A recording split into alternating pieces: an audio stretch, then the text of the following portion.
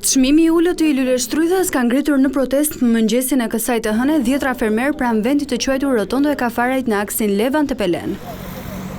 Të ardhur nga të gjithë fshatrat e njësisë administrative Frakull, ata janë bërë bashkë pasi investimi po u shkon dëm. Fermerët thonë se për kultivojësit e luleshtrydhës ky është viti më I keq, pasi kurrë më parë nuk ka ndodhur që në këtë periudhë të vitit çmimi të arrijë deri në 500 lekë për ark. Çmimi duhet I luleshtrydhës në të gjithë sezonit duhet mos të biri nga 2000 lekë kilja, domethënë nga 10000 lekë arka.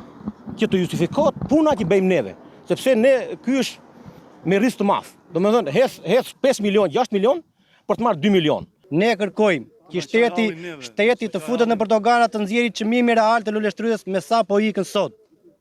Punë e parë ne këtë duam na shteti.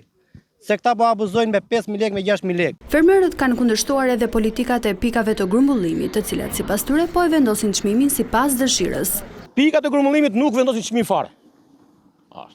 Ky është problemi kryesor. Që neve e çojmë, domethënë mallit e pike grumbullimit, po pa ditur çmimi. Pyetja më me spec që mund t'i bësh I fermeria, apo pyetja më çfarë them mund t'i bësh I fermerit, ta pyesësh sa është çmimi, ai nuk e di. I bëjmë thirrje shtetit të ndërhyjë sa më parë, të shikojë me sa shesin pikat e grumbullimit, me sa e nxjerrin jashtë dhe me sa paguhet fermeri në realitet. Përballë kësaj situate, ata kanë apeluar një zëri për të gjitha institucionet përgjegjëse që t'ju vinë në ndihmë. Teksa kanë hedhur poshtë produktet e tyre, fermerët kanë kërkuar që Ministria e Bujqësisë të kontrollojë çmimin në dogana.